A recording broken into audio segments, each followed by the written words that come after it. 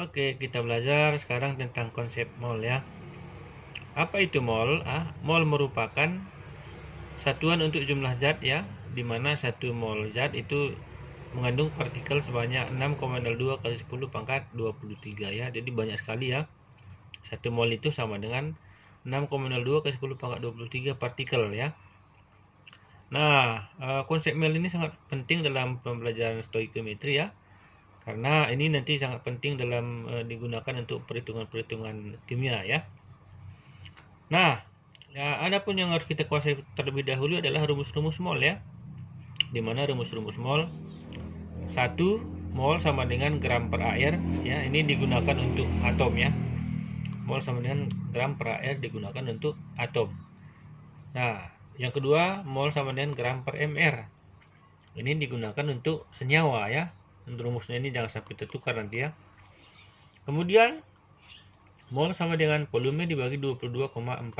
Ini digunakan untuk semua gas pada kondisi STP atau standar atau pada suhu 0 derajat Celcius tekanan 1 atmosfer ya. Jadi ada lagi nomor 4 itu mol juga itu sama dengan jumlah partikel dibagi 6,02 kali 10 pangkat 23. Kalau rumus ini digunakan untuk semuanya ya, baik atom, ion, gas, semuanya berlaku kalau nomor 4 nih. Nomor 5, mol sama dengan molaritas kali volume. Ini digunakan untuk larutan ya. Jadi mencari mol ini, molaritasnya dulu ya. Molaritasnya sama dengan M itu sama dengan molaritas larutan. V itu volume larutan dalam liter ya.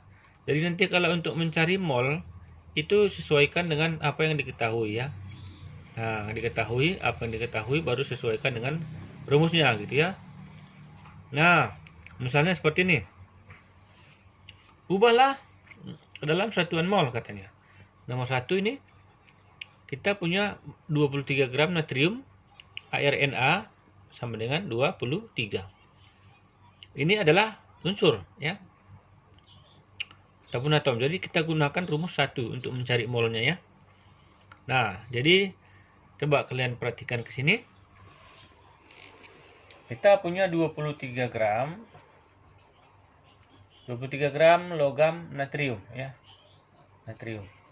Jadi kalau kita timbang logam natrium sebanyak 23 gram, ini berapakah molnya gitu ya? Kalau dirubah menjadi satuan mol, berapa mol dia gitu ya? Nah, diketahui ArNa itu sama dengan 23 ya. Jadi karena ini adalah atom, maka kita pakai rumus yang pertama ya. Mol sama dengan gram per AR ya. Gram per AR ya. Gram 23 atau masanya 23 dibagi dengan 23 ya. Ini airnya. Sama dengan 1 mol. Nah, gitu ya. Begitu cara mencarinya kalau untuk atom ya. Coba kita lihat lagi soal yang kedua. Ke sini. Nah, itu nomor 1 tadi sudah untuk atom ya. Nomor 2. Nah, ini juga mencari molnya ya. 1,8 gram H2O. Jadi ada air sebanyak 1,8 gram. Kalau diubah menjadi satuan mol, berapakah molnya? Nah, ini H2O ini adalah senyawa ya.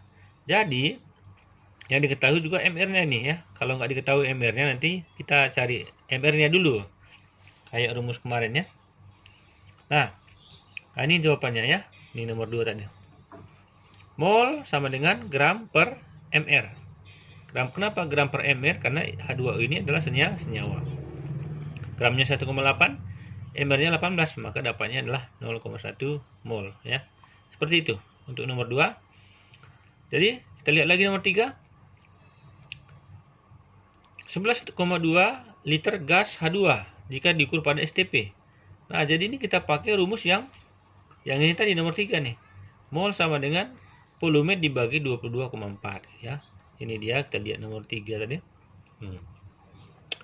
Mol sama dengan mol H2 sama dengan volume H2 dibagi 22,4. Molnya apa namanya? Volume tadi 11,2 liter dibagi 22,4. Hasilnya adalah 0,5 mol ya. Ini kalau untuk gas ya, kita gunakan rumus seperti ini. Kita lihat soal nomor 4.